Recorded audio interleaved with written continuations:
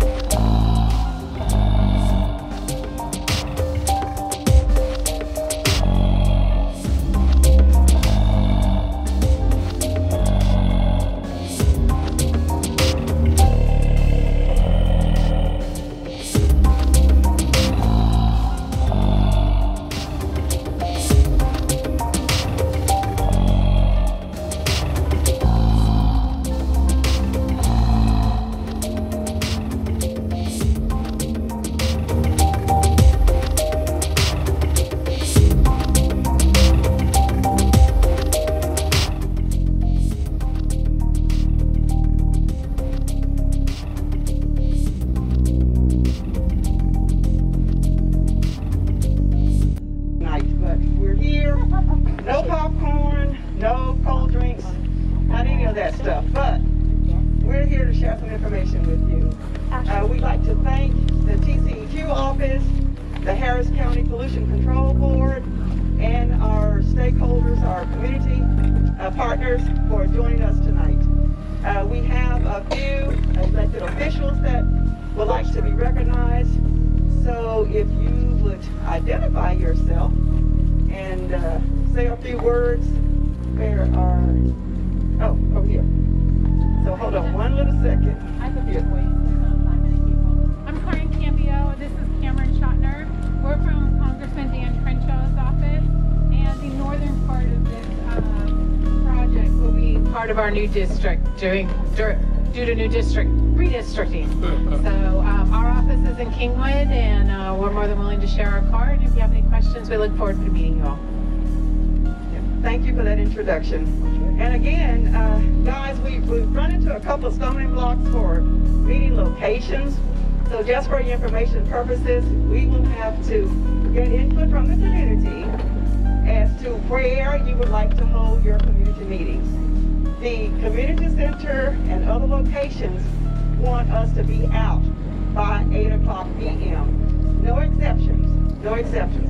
We have to be out by 8 o'clock p.m. So that means we will have to start winding down the meetings about 7:30, 7:45, so that we can respect their timing of wanting us to be out of their facility. So if you have any suggestions on locations, please share that information with me. We appreciate that. I'll be extremely brief. Hey, I'm Christian Menifee. I'm the county attorney for Harris County, Texas. Good to see you all. My office has been involved in this process since its inception, working to try to hold the companies accountable and ensure that they move at the speed at which the EPA expects of them. Annie from our office is here. Can you wave at everybody? So if you need anything at all from our office, feel free to reach out to her. She's going to be here for the duration of the event tonight. We look forward to continue to working alongside you all so that we can make it safe out here. Thank you. Thank you. And my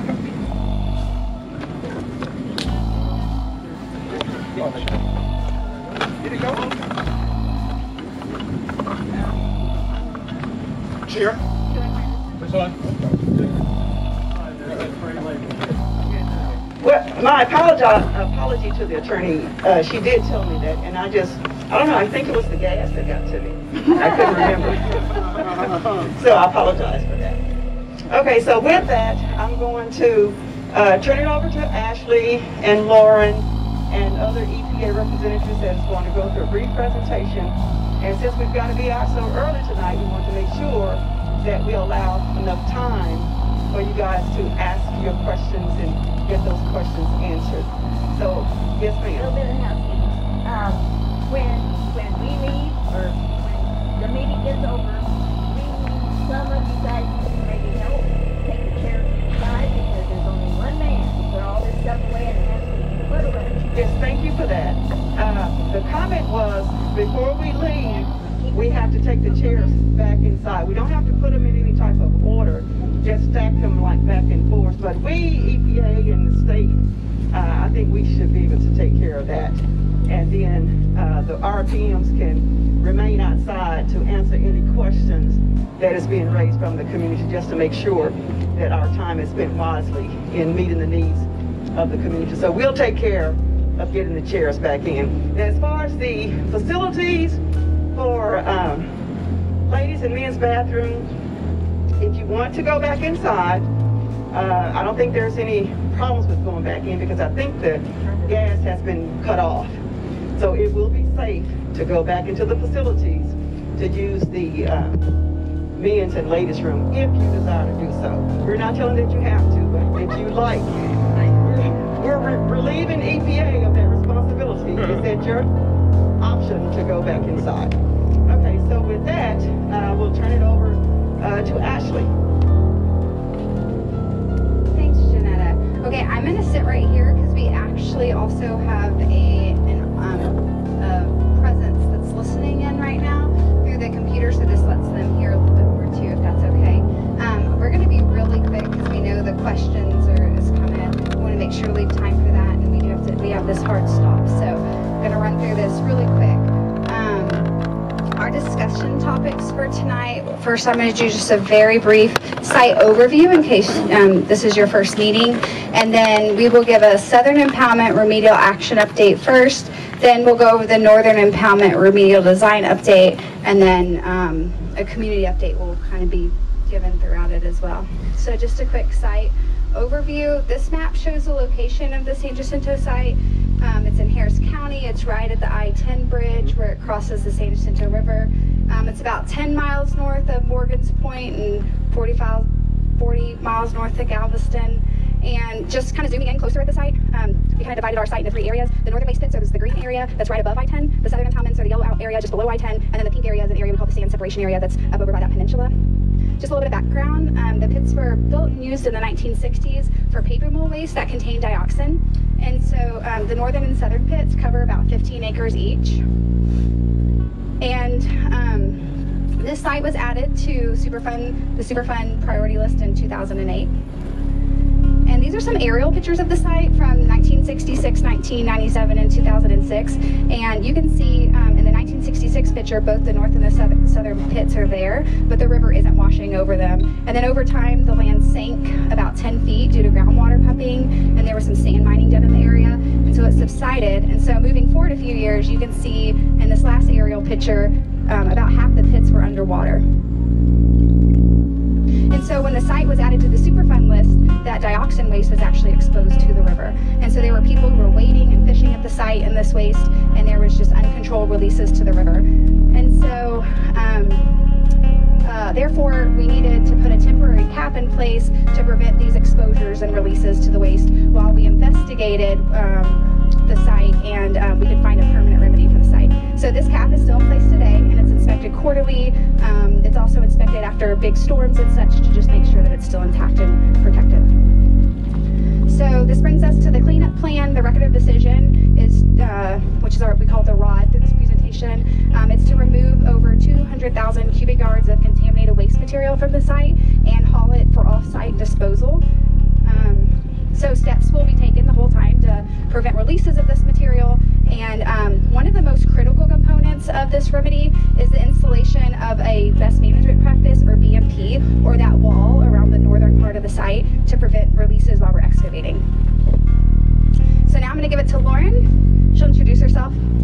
Thanks, Ashley. Good evening, everyone. My name is Lauren Polis. I'm the remedial project manager that works on the southern impoundment. Robert Abhelp has been providing some support as well. I'm excited to finally be here in person to give the community some updates on where we're at with the southern impoundment remedial action. Okay, so just to remind everyone, Ashley went over it briefly, but for this discussion, I'm just focusing on that area in the yellow box. The southern impoundment, I just want to remind everyone, is very different. It's a very different portion of the site than what you find in the north.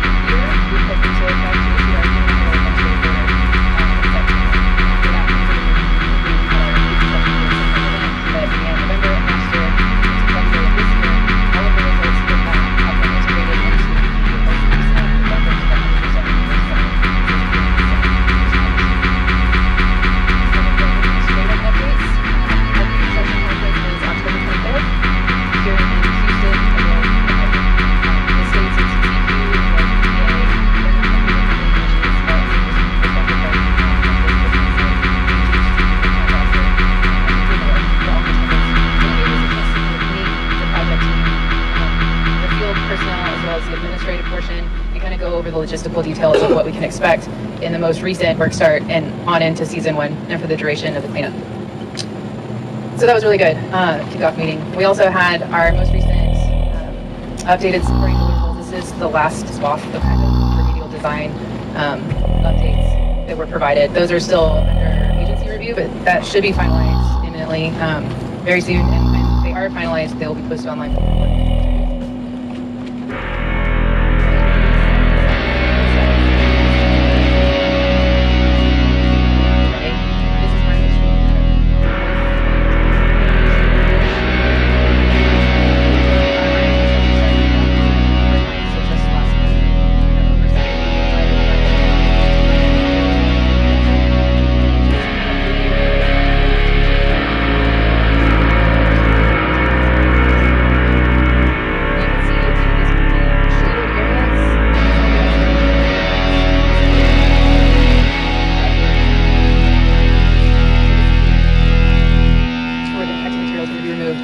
Black boxes, kind of rectangle areas on the site are soil management areas. This black shaded kind of box here is the office, the admin trailer. This is the road in and out of the site. We've got a decontamination station right here. This square, the southernmost portion of the site for now has 4 of our water treatment tanks. Those are quite large in diameter. So all of this stuff has been kicked off there already. It has to be routed and assembled and built out. And so that's what we've been working on, what they've been working on since November 9th. And that includes site prep, so vegetation removal, installation, practices to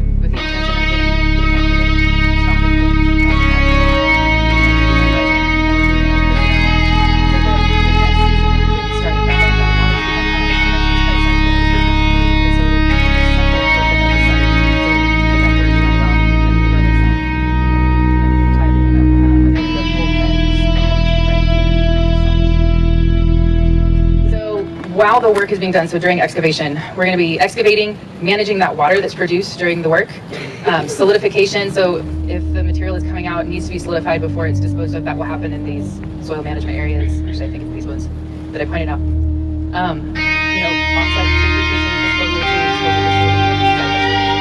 There'll be 3 crews on site at any time. One will be excavating, the other will be handling the backfilling portion, and another will be working the road work.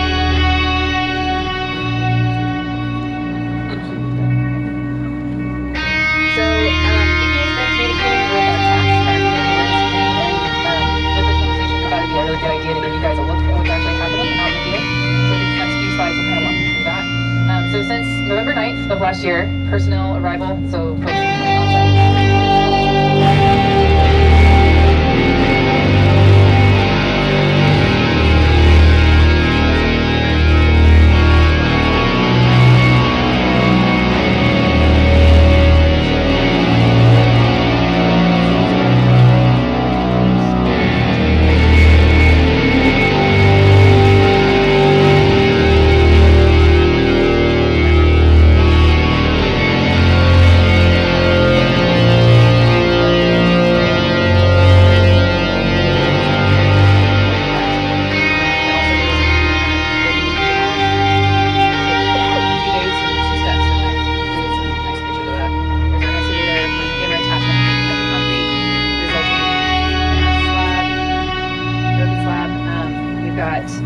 So it happened in phases. This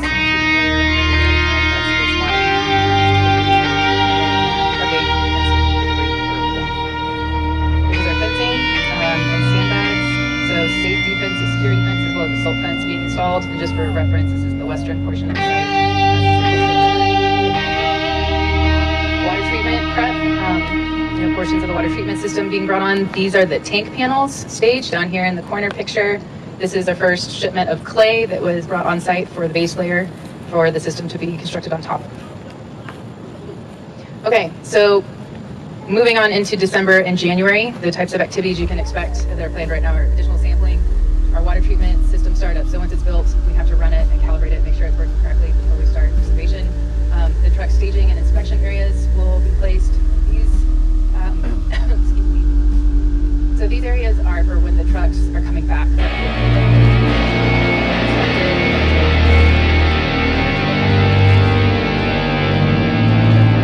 Excavation offsets. So this is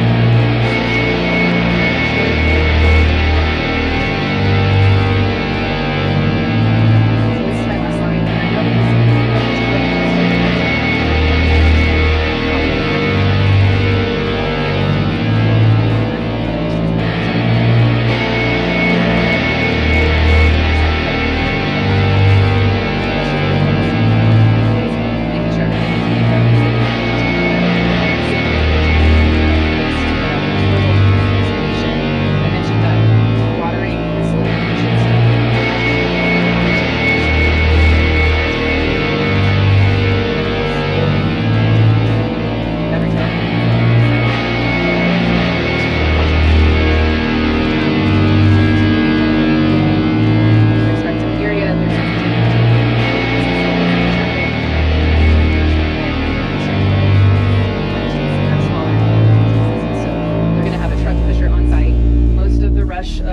Trucks will be in the morning. They're going to stage them off of Market Street where they fit, and if there's a couple stragglers that are still needed but don't have room for them on Market Street, you might see 1 or 2 at a local truck stop before it jumps into rotation. And the idea is just to be as efficient and timely as possible in getting the material to local disposal facilities. Let's see if I've got any other.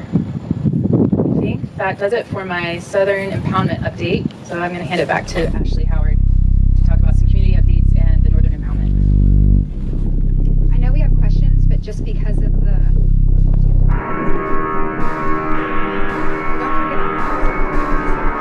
didn't introduce myself earlier. I'm Ashley Howard. I'm the remedial project manager for the northern part of the site. We also do have 2 other project managers here, Robert Phillip back there and Kevin McNeely over here. We also have our boss, Chris Villarreal, section chief for the leading section of Texas. So just didn't kind of skipped introductions because we were trying to jump in there. But our whole team's here today. We're excited to give you these updates. So just kind of going back to the June meeting, probably one of the biggest things I heard from the community was that, we needed to meet with local responders. There was some talk that even though we had reached out to the LAPC in the area, that the local Channelview Fire Department had been part of that and didn't get to hear about our side, some of the work that was going on. And with the Southern starting, we thought it was a really good time. And so we met with Channelview Fire Department, the assistant chief, there's an emergency response,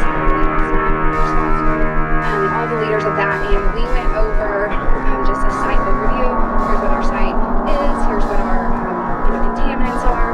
They also look through the health and safety plan, the emergency response plan, the transportation disposal plan, right? Because if there's something that goes on with any of those, they wanted to have time to review it and give us comments. And so that was a great meeting. We learned a lot. We had the actual contractor there who's doing the work. It wasn't just EPA. And so they got to hear directly from all of these entities about, what we can, tips we can use and such. So it was a great meeting.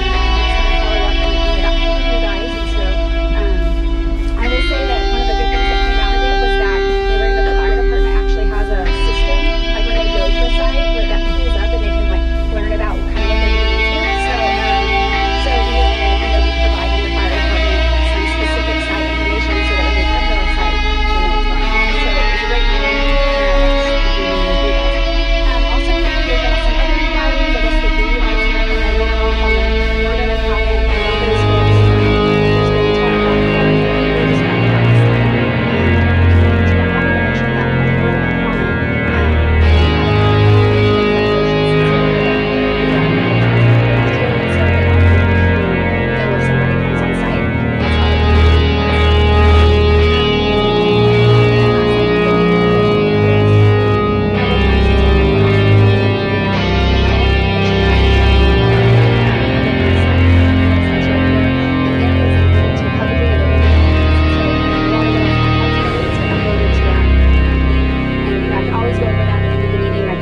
Meetings, because that site really is how we try to keep everybody updated in addition to the community awareness committee meetings.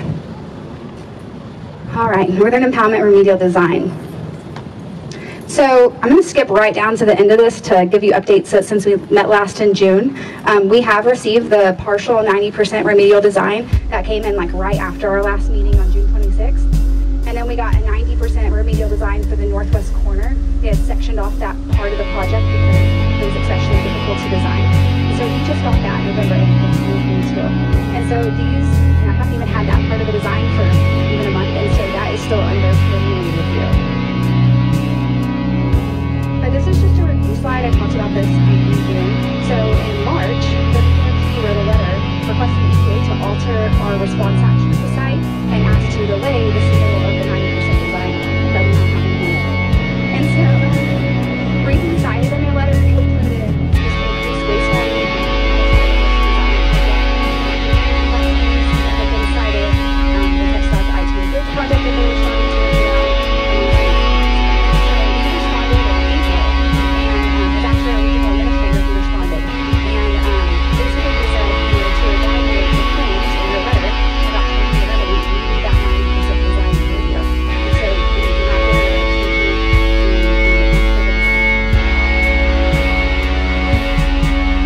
So this is also a review slide. I think it has two presentations, but I just want to make the point again. Back when we got the preliminary 30% remedial design, we approved two approaches to remove waste.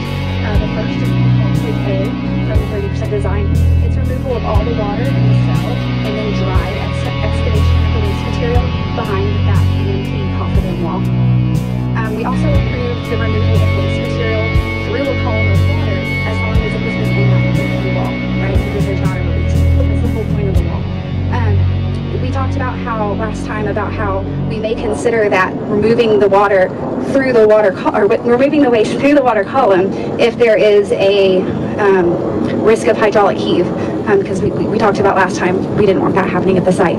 But something new, I mentioned it again, is in August, EPA wrote a memo to file, and that is on the public website, where we just memorialized our decision that it was okay to remove the waste from the water column. So, and then just the last point on this, EPA has been consistent that a capping remedy is not compliant with the 2017 ROD and cannot be considered. So EPA has received several times from the PRP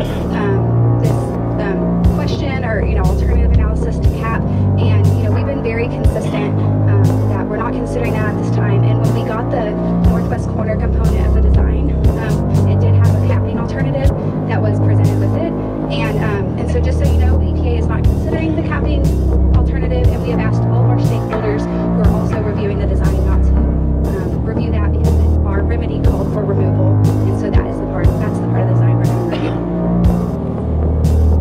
But I think just the key point of the slide to remember is that we built this wall around the site so that there's no releases as we're excavating. All right, so the 90% design is a really large document. And it's on, most of it's on our website, at least the major portion of it. And, but I wanted to just kind of go through and highlight some of the technical challenges and uncertainties that were in the 90% design. So first, excavation. And a lot of these are not new. We've been talking about a lot of these since the 30% design.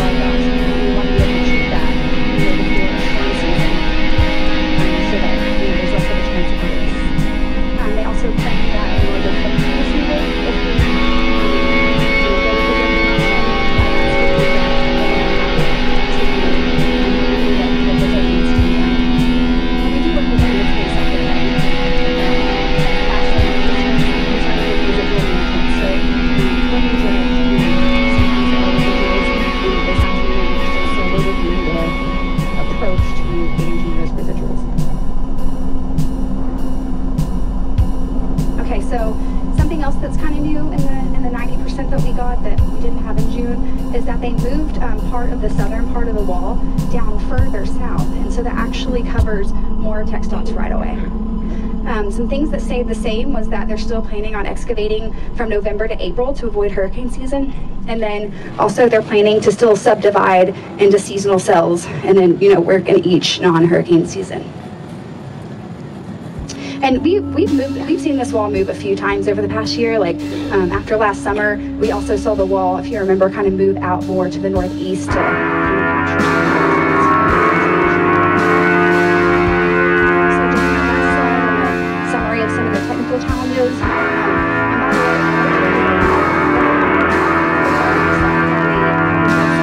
So you can go and digest them. It was just some stories that we got.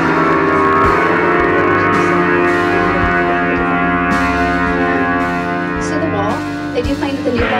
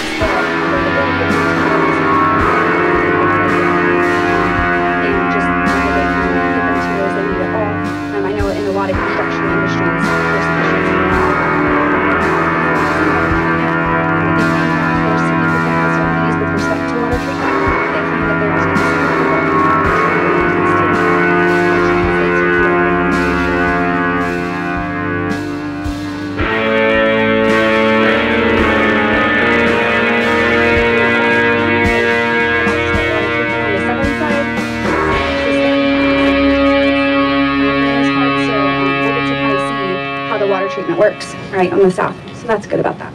We definitely don't want them discharging anything to the river. And then the last thing is just the TxDOT I-10 bridge replacement project. So the 90% design claims that there's possibly implementability issues regarding this project, such as concern regarding access to the site. So imagine if you can think about that access road that goes along I-10, truck traffic for both the project and this major construction project.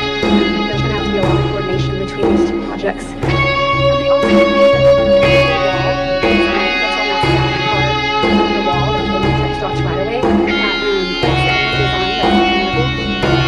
So TxDOT has asked for a smaller footprint of that wall since they're both going to be working in the area. And TxDOT they actually formally commented on our design, which was great because they had actually their design engineers make comments that our design engineers could review. And so some things that they said is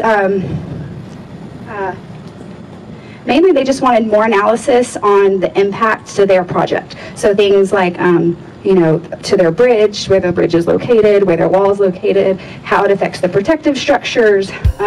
They just, you know, needed some of that stuff evaluated. And so we actually shared the TxDOT comments early with GHD so that we could go ahead and have a meeting. Since TxDOT is in the middle of their design, we didn't want to slow down looking at all these other issues and not start working on the TxDOT issues. And so we met with them in November, and so we've already started coordinating about those comments. And they did express also some concerns about the end state of the site, so they didn't want this big hole that's left in the river to destabilize the bridge. And so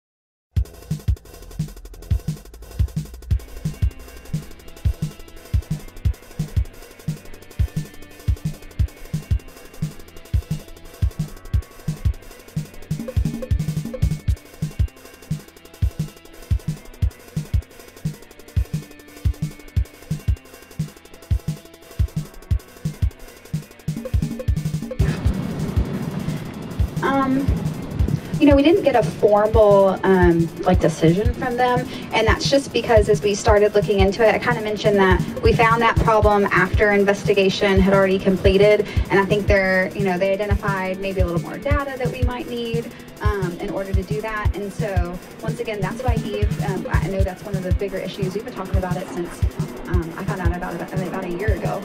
So that's one of those that we want another technical expert to weigh in. She asked if the Corps is being considered as a technical expert. I mean, they will review it also as part of this 90% design review, but we haven't chosen any technical experts yet. That's what we're like literally in the middle of trying to figure out how we're going to get the right people on. But they will also review. Thank you, Ashley. So we're moving on down to my right here. Have a question?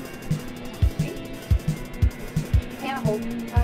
I just want to make, I guess it's more of a comment. I believe that in the presentation, you stated that people are there at the site, like fishing or whatever, on the weekends. It's every day. People have been fishing out there a significant amount here lately, right around it. I've seen 3 and 4 boats at a time.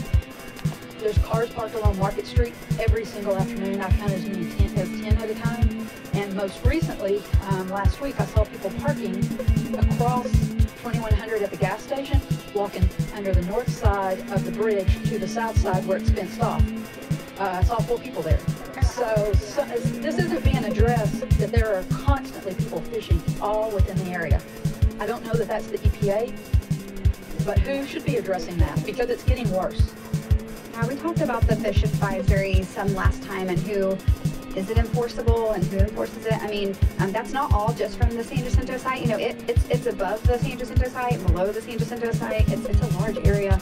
And I think we talked about the health department, I think, put out all the signage and stuff last time. But it doesn't matter how many signs are up, people still do it. And I don't know that there's really an enforcement mechanism of the fish advisory. I think it's more of an awareness. And I know on our site, the signage we're responsible for is that, you know, this is a Superfund site, don't come onto our site, you know, and we've made sure, I mean, we were out there today looking at signage, that it is very clear not to come onto the site, but the larger fishing advisory area, that's just, I know that it's happening, and I kind of talked about last time, we had looked at this boat ramp where people were crabbing and stuff, but it's not EPA that enforces it, but the signage is there in a lot of areas, but you know, they'll be fishing right next to the sign. I think it's just a larger problem. Well, pretty much at all Superfund sites where you have fish advisory, there's always going to be a problem with folks ignoring the signs, taking the signs down, the signs washing away. So that is definitely a challenge. And even sometimes when people know about the fishing advisory, they still continue to fish. So if there's any comments that you can share with us, that we can share with others that can do some additional efforts, we welcome that. We've talked about it at the CAC meetings too, about. It's not just this site, it's all over. It's all over. That's a large area. Not only fishing, like the kids out there swimming. Well, fishing, every weekend you see people off the market in front of the Crystal plant. They didn't take the water up to their necks out there playing around every weekend. It's unfortunate, but yeah.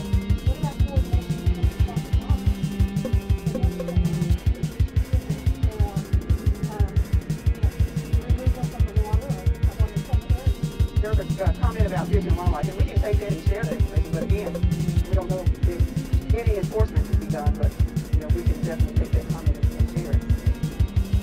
The fish advisory isn't EPA's, it's the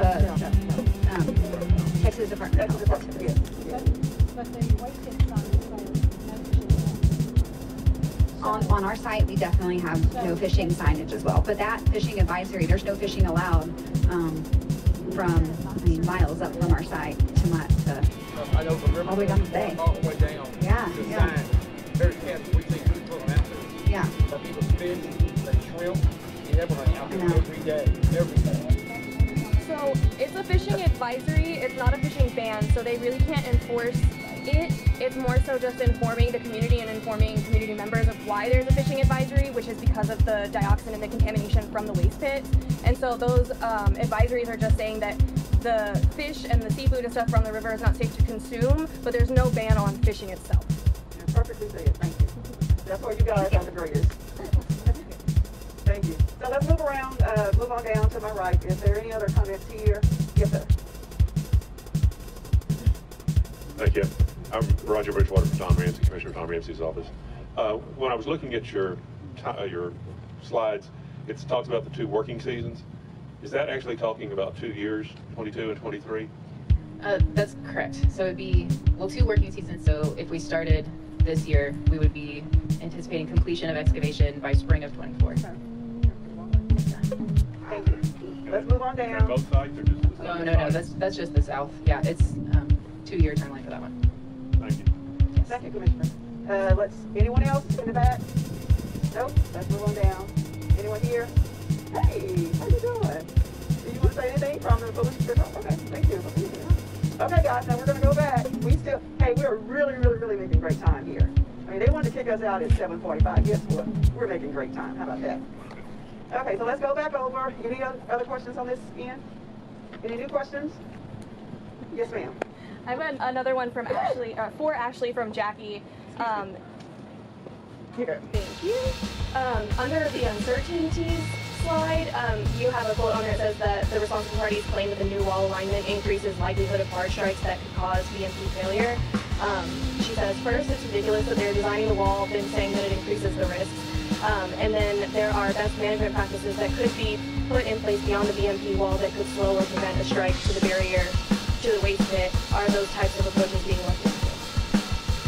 We did not see any structures kind of put out protecting the wall. So, that is a comment and something that we've been looking at. They did talk about specifically on the east side of the wall, kind of over here as it starts to get closer to the channel, that putting structures there may impede channel traffic. And so I do know that was one reason why they didn't put them over there. But that is, one thing if there's concern that a barge striking the wall, may compromise it. Is there anything else that you could do to help mitigate that risk?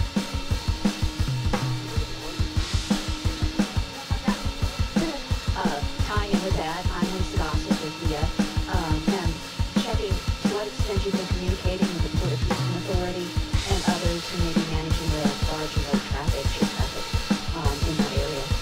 So the Port of Houston Authority is one of our stakeholders that comments beforehand on our design, and also the Coast Guard. We meet with them quarterly, maybe every 6 months depending. But we met with them about this design specifically.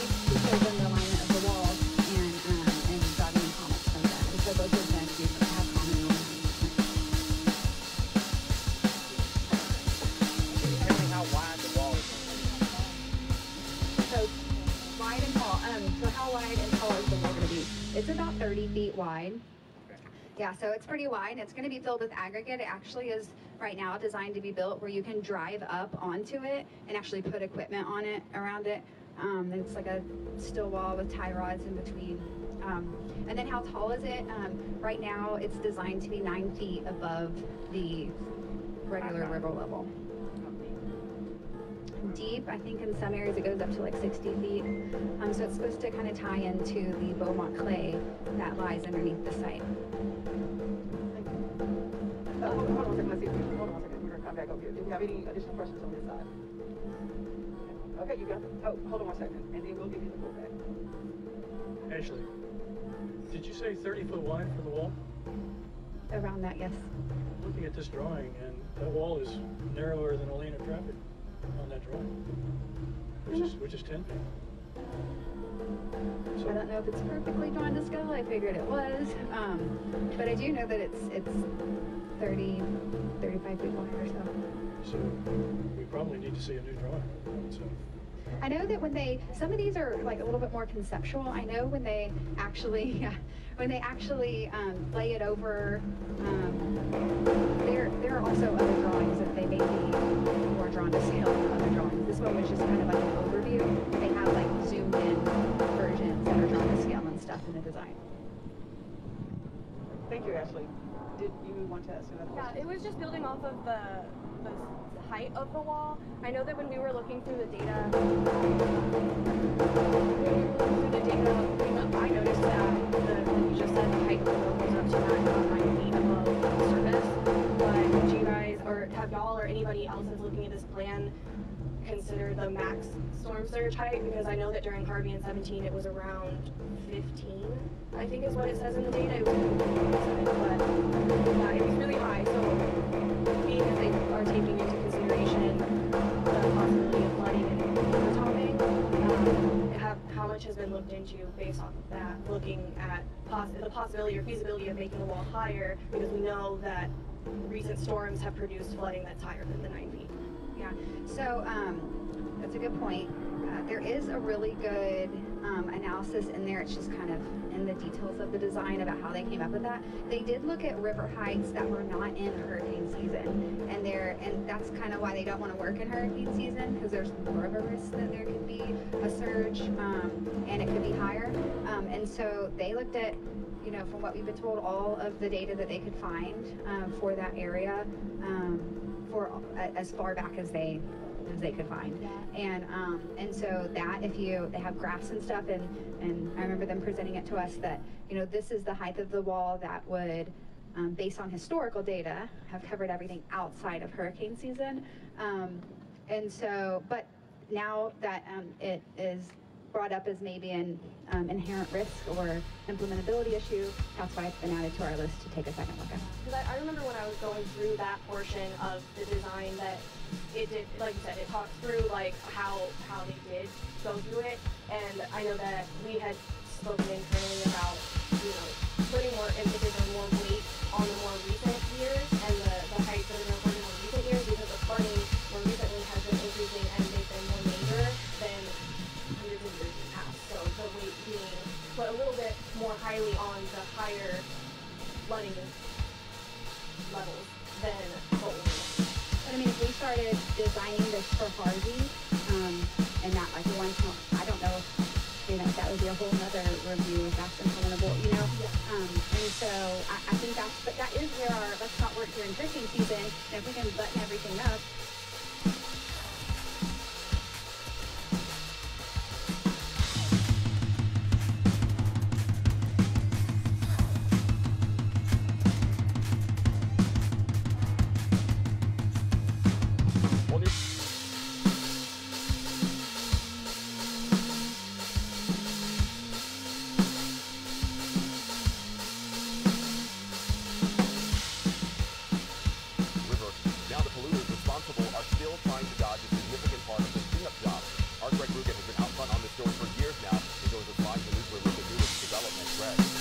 This latest maneuver has all the signs of major corporations kicking the financial can down the road. Trouble is, our next storm season is less than 3 months away, and this giant pile of toxic waste remains dangerously exposed. The numbers are staggering. More than 500 million pounds of cancer-causing dioxin waste, first dumped in the 60s and then deserted on the banks of the San Jacinto River. In 2017, after a decade of desperate community outcry, the Environmental Protection Agency ordered the company responsible for the toxins to fund a complete cleanup. 5 years later, an international paper, along with Waste Management, are quietly lobbying the EPA to let them break their pledge to dig up all the toxin and haul it away. You don't stop and say, I don't think we can clean it up because we've actually found that there's more waste. You address the additional contamination found. That's Jackie Young-Medcalf of the Texas Health and Environment Alliance, who spent a dozen years spearheading this fight. She says recently completed sampling of the toxic dump revealed dioxin waste buried 30 feet deep, increasing the amount for excavation by 50% to 20,000 truckloads. Enough is enough. EPA, we need you to hold firm. Our communities, the future of Galveston Bay, and the surrounding environment hinges on the cleanup of this site. Dangerously exposed to hurricanes and floods, the Superfund site has already sustained serious damage from a series of storms. Experts fear a direct hit could spread dioxin for miles inland and harshly contaminate large portions of Galveston Bay. Local residents like Bobby Stone, with decades of exposure, fear for their health. When I was growing up as a kid, we played out there because we didn't know. And there's a lot of people that played out there because they didn't know, and they're starting to come back on them now. I know quite a few people that have died down there from different cancers. Resident Greg Moss says he can figure only one reason those responsible for the pollution are so reluctant to pay. I think it's just all corporate greed that they're not interested in spending the money to do it right. Greg Moss tells us his dog just died from lung cancer. We checked, and that condition is extremely rare among canines. Meantime, Waste Management, International Paper, and the EPA have not yet responded to our requests for comment. We will keep you posted. In the newsroom, Greg Grugan, Fox 26 News.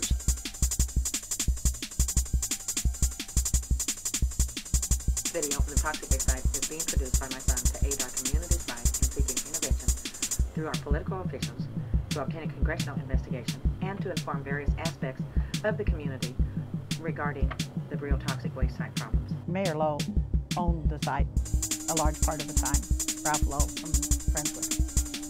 And he had asked me to go on the site. He wanted to show me where some stuff was coming up out of the ground. And EPA was saying it wasn't happening. And so we had the video and we saw the video. And then I happened to be on the phone with EPA discussing this. And we had a conversation that probably lasted half an hour, but there was 13 minutes of it that we took, and it was not edited or anything. It was just solid, the 13 minutes of the conversation straight. And my son happened to put together the 13 minutes of that along with the video from when we'd been on the property. And it's just so contrary.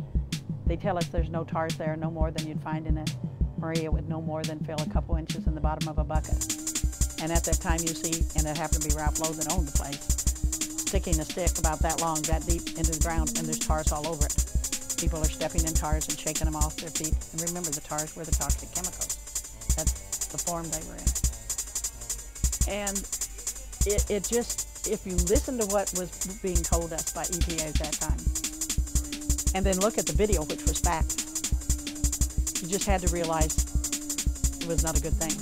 At one point, I'm telling EPA that the kids are getting onto that field because you can see the imprints of their baseball cleats. In one case, we found a baseball there. Kids are getting onto the site. And the man from EPA tells me, he says, Marie, that site's not only fenced, it's posted. And in that part of the video, you see my feet are spreading apart a sign that's old and dirty, and you can tell it's been laying on the ground for quite a while. Well, it was the sign that was supposed to be posting the site. But my comment to him, because I didn't know what was going with the video, my comment to him was, but some of those children are too little to read. And his words, pretty close, were, Marie. We can't function as guardians of the neighborhood children. And that, frankly, blew my mind, because I thought the Environmental Protection Agency, to me, that was the governmental agency that was there to protect not just me, but the kids, all the neighbors. They were there to watch out for us and take care of us. And here was the spokesman for EPA telling me that they couldn't take care of the neighborhood kids. Well, if they're not going to take care of the neighborhood kids, then your mama's going to die for that. And that one video at that baseball meeting got 100% vote to shut down the ballpark. Because the people at that meeting also believed that EPA was protected. And here was the spokesman.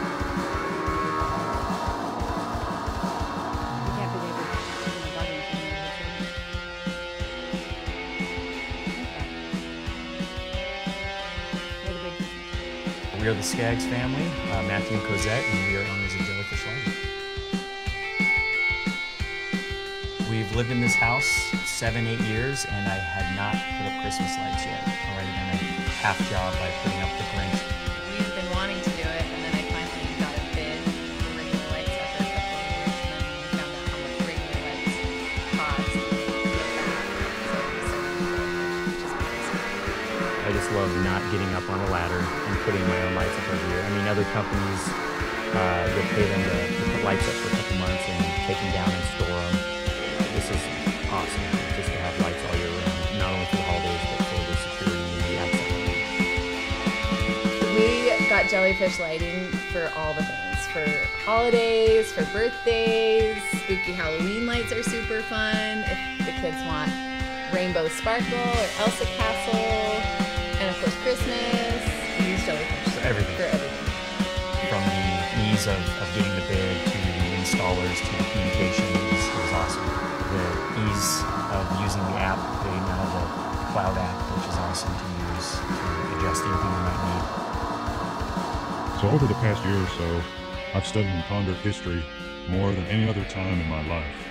And one thing I found is, it's the people that are willing to get things done by any means necessary that do the greatest harm to society. and the rest of the population is there to deal with the aftermath.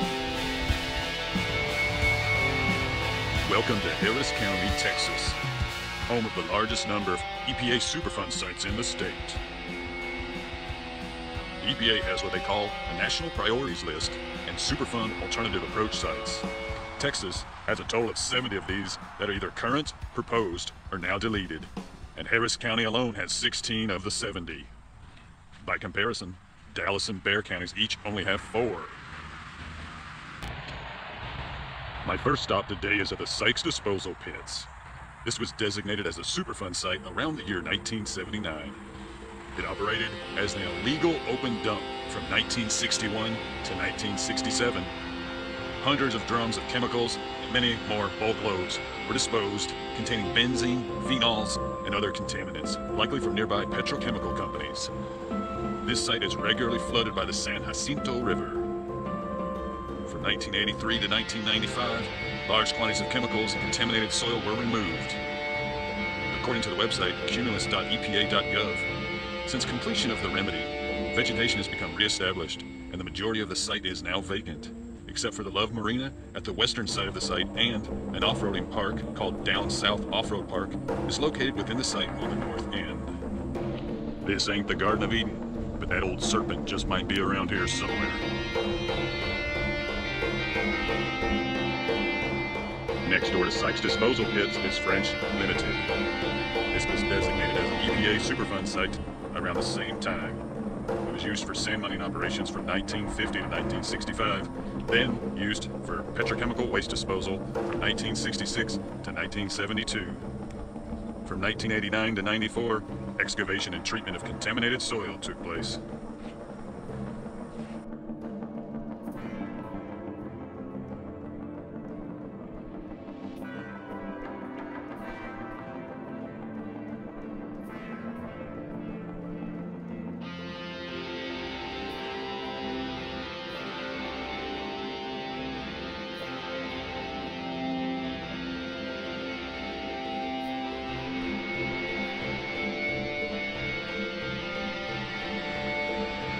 Right next door to a retirement community is the Crystal Chemical Company Superfund site.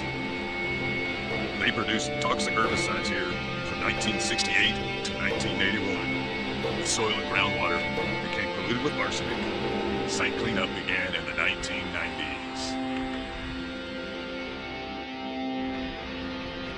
Last but not least is the U.S. Oil Recovery Superfund site here in the town of Pasadena, which consists of 2 properties: an inactive used oil processor and a wastewater treatment facility.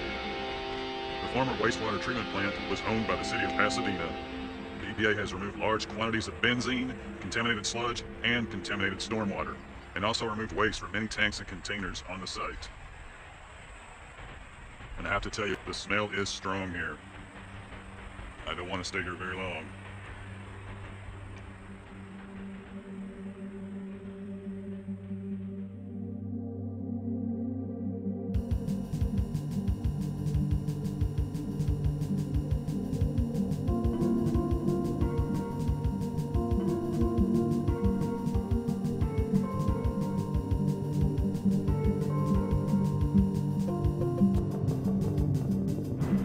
What do you get when you mix a toxic waste dump with a flood-prone area where hurricanes are common? A recipe for disaster.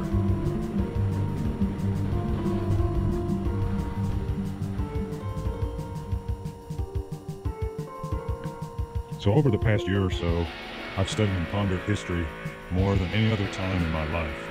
And one thing I found is, It's the people that are willing to get things done by any means necessary that do the greatest harm to society. And the rest of the population is there to deal with the aftermath. Welcome to Harris County, Texas, home of the largest number of EPA Superfund sites in the state. The EPA has what they call a National Priorities List and Superfund Alternative Approach sites. Texas has a total of 70 of these that are either current, proposed, or now deleted, and Harris County alone has 16 of the 70. By comparison, Dallas and Bexar counties each only have 4. My first stop today is at the Sykes Disposal Pits. This was designated as a Superfund site around the year 1979. It operated as an illegal open dump from 1961 to 1967. hundreds of drums of chemicals and many more bulk loads were disposed containing benzene, phenols, and other contaminants, likely from nearby petrochemical companies. This site is regularly flooded by the San Jacinto River. From 1983 to 1995, large quantities of chemicals and contaminated soil were removed. According to the website cumulus.epa.gov, since completion of the remedy, vegetation has become reestablished and the majority of the site is now vacant, except for the Love Marina at the western side of the site, and an off-roading park called Down South Off-Road Park is located within the site on the north end. This ain't the Garden of Eden, but that old serpent just might be around here somewhere. Next door to Sykes Disposal Pits is French Limited. This was designated as an EPA Superfund site around the same time. It was used for sand mining operations from 1950 to 1965, then used for petrochemical waste disposal from 1966 to 1972. From 1989 to 94, excavation and treatment of contaminated soil took place.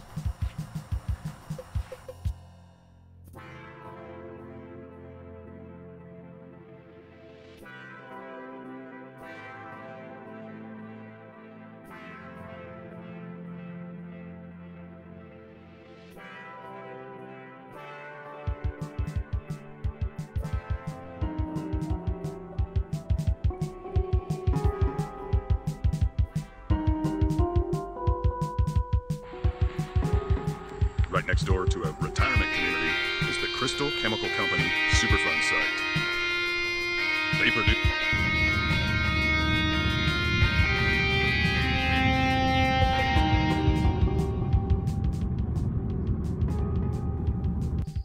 Walking through Brownwood today, it's easy to forget that it even used to be a neighborhood. The last house here was torn down over 30 years ago, and the streets that once carried traffic slowly submit to the encroaching wild. It may be hard to imagine now, but this was once one of the most desirable neighborhoods in the city.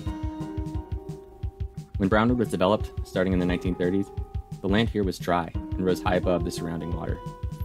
The lush, expansive lots were marketed to executives at Baytown's large refinery, and its waterfront location made it an attractive place for families to buy. By the end of the 1950s, there were more than 400 homes here. Unlike most of Baytown, Brownwood lead an upper middle class. It was, by accounts of the residents, an idyllic place to grow up. Kids spent their summers exploring the banks of the bay and bicycling down the meandering streets of the subdivision. It would ironically be the refineries that would eventually lead Brownwood to its demise. Through much of the 20th century, a climate of loose regulation and environmental ignorance led the industries and municipalities in southeast Texas to pump groundwater without restraint. Much of the Gulf Coast, not just Brownwood, sank, in some places by as much as 15 feet. The peninsula that had once separated Brownwood from the channel became an island, perhaps the first sign of the way things were headed. After Hurricane Carla in 1961, it became clear that something was wrong. New construction was halted as doubts about the subdivision arose. The area had grown increasingly flood-prone over the previous few decades. Residents, who were used to staying through hurricanes, found themselves trapped in their homes. Over time, docks and bulkheads had to be raised as they sank slowly into the water. Even trees began to die as the brackish water of the bay poisoned their root systems. Determined, the residents of Brownwood brought in fill and even constructed pumps and levees in an effort to protect their once dry neighborhood. The neighborhood's grandeur was in peril, but many residents stayed. As time went on, however, the land would continue to subside. It no longer took a tropical storm to flood the subdivision. Now, even in clear weather tides, water could inundate the low-lying homes, and the future of Brownwood was in serious question. Hurricane Alicia in 1983 was Brownwood's death knell. Groundwater pumping had been stopped by this point, but for Brownwood it was too late. After evacuating for the storm, many of the residents weren't allowed to occupy their homes, and in the years after, Brownwood became a haven of looting and dumping. Only a handful of people remained in the subdivision to keep an eye on the abandoned homes and streets. Expansive custom homes sat empty and left to rot. Baytown's most desirable subdivision had become a wasteland. Faced with a public nuisance and safety risk, the city began buying out the landowners. What remained of the homes were torn down, and even the most stubborn owners who had stayed through all the storms were eventually forced to sell. 10 years later, the city opened a nature center here that remains to this day. Not much is left of old Brownwood. Many of the streets have completely overgrown or sank below the water. Even the docks and bulkheads that once lined the shore are barely visible today. Occasionally, you find a solid reminder of the neighborhood's old life. There are still manhole covers, the sewers below long filled. The ditches that once drained water to the bay now lie perpetually full of brackish water. A few slabs remain. You can see where walls once stood, and even tile from a shower, whose vibrant color long outlasted the home that once contained it. You can imagine the life that once occupied the knolls and shores of Brownwood, but today, it lies as a reminder of just how wrong a place can go.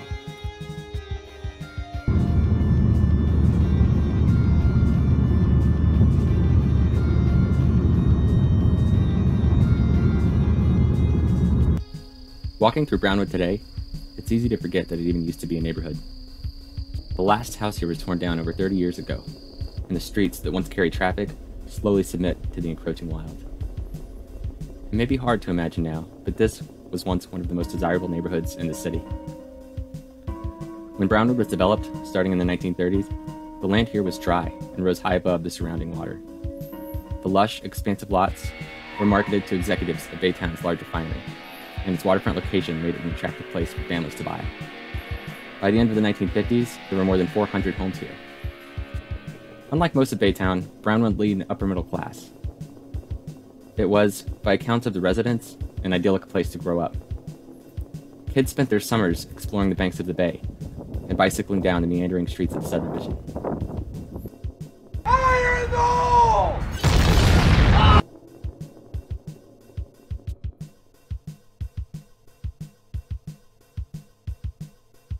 Area actually used to be a subdivision.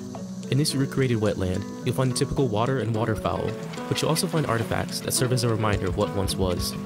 Manholes, a telephone pole, a house foundation, tile, bricks. But just how did human activity sink this place and turn it from neighborhood to nature center? The Brownwood neighborhood was founded by executives of Humble Oil, which would later merge with Exxon. At its peak, around 1,500 residents lived in Brownwood. The peninsula Brownwood sat on was surrounded by the Burnett, Scott, and Crystal Bays. Residents loved the view that came with the waterfront property, but they soon began to notice that those very bays were creeping into their backyards. Between 1906 and 1983, this area sank 10 feet. The subsidence, or sinking of the land, was mostly due to excessive groundwater extraction. Land in the southeastern United States is made up of sand, gravel, and clay. Too much groundwater removal compacts these sediments in an irreversible way. As a result, these layers are able to store less water and the land elevation decreases. Subsidence is a natural process, but it's normally on a small scale and takes a long time. It's human activity that speeds up and exacerbates the sinking of the land. The oil industry was, and still remains vital to Baytown's development. The city's growth was spurred by the discovery of oil and establishment of a refinery. The growth of Humble Oil in the Baytown area led to an increasing demand for groundwater. Brownwood being on a peninsula in close proximity to the refinery and Baytown caused it to sink at a rapid rate. With the decreasing elevation, Brownwood became more prone to flooding. Storms and high tides hit the area harder, making it more difficult to live there. Hurricane Alicia hit the neighborhood hard in 1983. Rebuilding was possible, but with conditions only getting worse and the cost of damages racking up, the city declared Brownwood a hazard to live in. Residents were forced to leave their homes, and the properties were bought out by FEMA. After some development, the area became the Baytown Nature Center. The water is now welcome and home to marsh and wetlands wildlife. I am delighted that they have done this to this area. It's kind of a bittersweet thing to come down here and see it, but it's okay. It's okay from what has been made out of this area down here. And I'm hoping that the district will still bring the children down here because it's a very important part of Baytown. Brownwood was just one extreme case of subsidence. It was beginning to be understood how widespread the issue really was. An article titled Disaster Part 2 Houston, published in 1974, reported on not just Brownwood, but how the whole Houston area was sinking due to the petrochemical industry using 190 billion gallons of water per year.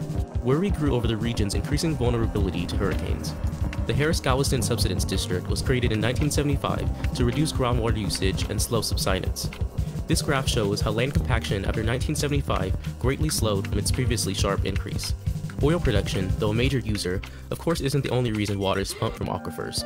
Subsidence districts work to conserve water usage across the board and encourage using a mix of groundwater and surface water. Once the sediments have compacted, it can't be undone, and even after taking steps to reduce groundwater usage, the land will continue to sink before it adjusts. Residents of Brownwood experience firsthand the impact human action can have on the landscape and those that live on it. Awareness of our consumption of resources is vital to ensure the future of not just humans, but all life on Earth.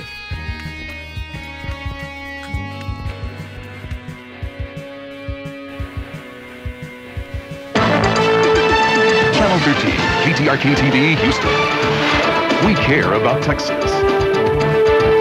Live with the entire Eyewitness News team. This is Channel 13 Eyewitness News. It was once paradise to Brownwood residents. That was back before Hurricanes Carla and Alicia. And today that Baytown Peninsula is paradise to migrating birds who are heading to South America from Canada. Elma Barrera standing by live right now at what is now the Baytown Nature Center with more. Elma? Exactly. Remember the Brownwood subdivision? Well, this is it. I'm standing right on it. This area used to be covered with homes. Just to give you an idea of where we are, there's Baytown in the background with the smokestacks. And to the west of us, the San Jacinto Monument. So this is now a nature center, a wetlands area that helps birds with their migrations.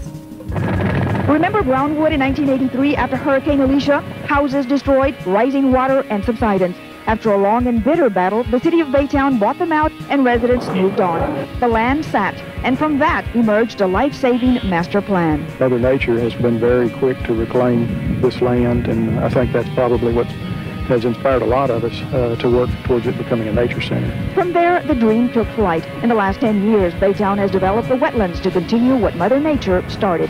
People don't realize, I don't think, just how many species of birds we can see here and have here, and that need our habitats in order to survive, because they have to come after those long flights. They lose a lot of energy, a lot of fat stores, and then they feed in these areas. After resting, the birds gather enough strength to fly across the Gulf of Mexico to Central and South America to the rainforests. It is also a dream come true for bird watchers. We can see more species of birds here in a year than any place else in North America. That's the Upper Coast, 6 counties included. Here in the Nature Center, 6 different kinds of birds on the endangered species list have been spotted. And this is only the beginning. This is brand new. That's just a nursery grasslands right there. And like I said, in just a matter of a few years, it'll be a full marsh.